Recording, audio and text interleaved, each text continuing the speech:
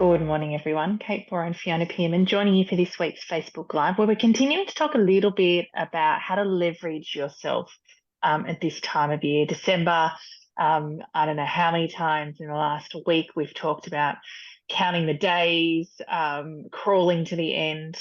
And last week we talked a little bit around reflection and leveraging ourselves in what can you get done between now and the end of the year and using that tension to propel and build some momentum. Today, we want to talk about the opportunity that will inherently come over the course of maybe not the next week, but certainly when we get into some of the downtime, we start to think we've got some time off and start to think possibly more deeply if you've got the space and capacity to be able to do that around the year that's been and what you want to be doing differently. Certainly the two questions that Fee and I talk a lot about is what are you most proud of or worked well, and what is it that you want to be different as we look to the new year as well, and we're digging into that ourselves. But I think there is an opportunity, Fee, as we do some of that reflection, to not just focus on the big stuff. We tend to orient to the big wins or maybe the big things that didn't happen, but there is so much value in the small wins, the small lessons, and of course the patterns that we can find beneath those. Yeah, I think this is the opportunity that we have, is to start to become more aware and observant of our own patterns, our default behaviors, the way in which we're showing up, some of the things that are potentially continually catching us. Some of those things can be really positive. We know that sometimes it's the small wins that can actually drive sustained behavior change. They're more likely to become embedded in the way we do things. We often laugh about the fact a number of years ago, we were talking with a colleague about the pain of flossing teeth and how annoying that could be. And the three of us just said at the time, oh, but what about if it was done in the shower? And ever since then, for me, it's just been, I don't even think about it anymore. The floss is there. It's a visual prompt. I do it in the shower. It's a small behavior change that took away all the resistance, all of the sort of never getting round to it, all of the thinking I didn't have time, all of those things that I had assumed actually aren't true once I changed up the way in which I did something. And I think it's the willingness, even though that's a very small example, it's the willingness to look at, where does resistance show up for me? Where are there things where I'm currently not taking action, or I notice each time that gets to the top of my to-do list, I'm less likely to engage, or I find lots of excuses why I'm not going to do it, or I end up doing other things. Because those patterns are clues, and they're places we can start to explore, and we can think about what would need to be different for me to engage and to do things that would actually serve me, that I know would be good for me. Yeah, and really what we're in the heart of here is some of the conversations we've had in the last couple of weeks around becoming your own self-coach. We have a choice either to just ignore and not dig into those sorts of things, or we can be present to them and start to, and in the example of the flossing story, dig into, well, what is the thinking? What's the self-talk? What is the barriers as to why I don't want to do something that I know is good, inherently good for me. And this plays out, right? This same level of thinking. We often talk about how you do one thing is how you do everything. So the flossing story and the thinking and the resistance and the beliefs and assumptions, all of those things will play out in other parts of life as well. And so our ability to, for example, use that as an example to recognize what are the reasons that make this painful, difficult, or just simply a not want to do activity. And then how do I remove those barriers, navigate through that, change my mindset, reframe, and or make it easy. And here we then get into the heart of great conversations I'd love to have around habits, behavioral cues, and all of those sorts of things. And Tiny Habits is a great book to put on your summer reading list as well if you want to dig in further.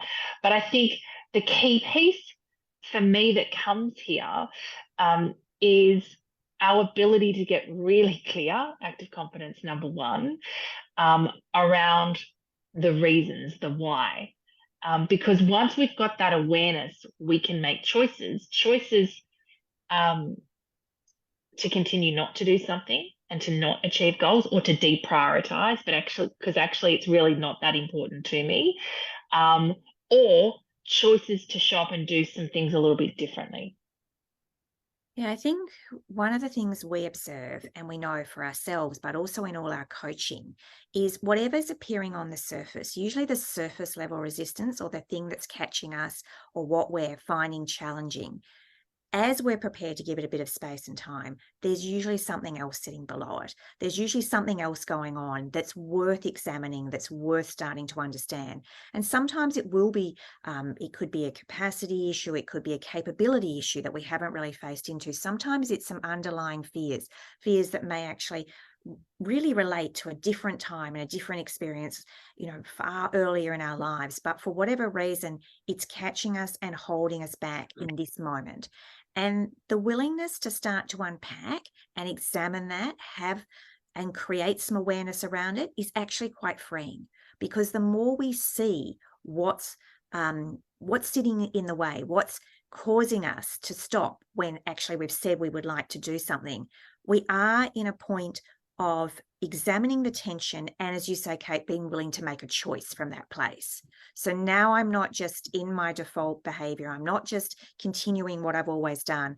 I'm critically thinking about, will I or won't I take the next action? Will I or won't I consciously engage with this? Or we can say no, but at least I'm doing that from a place of awareness and understanding. Yeah. And for those of you who also don't like flossing, and I'm curious about how we got from never flossing to flossing regularly, when I dug in, it was like, I'm doing it when I'm cleaning my teeth. I'm often running out of time in terms of heading out of home, or to get in front of the Zoom screen. It's done when my makeup is often at the end, when my makeup's done, and it's kind of gross and awkward, and hard to do, right? And so when we looked at those things and went, okay, so what happens if we did it in the shower?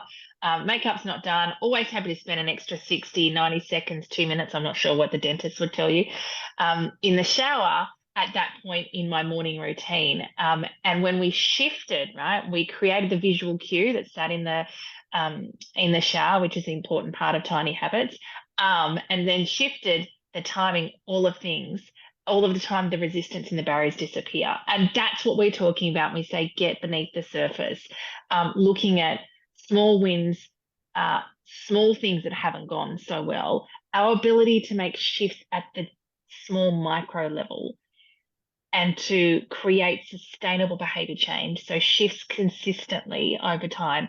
That is where the gold is, right? That is where a lot of the science around habits and behavioral change really come into their own. And so we really encourage you, yes, as you think about the year that's been, yes, as you think about the year ahead, what are the big things?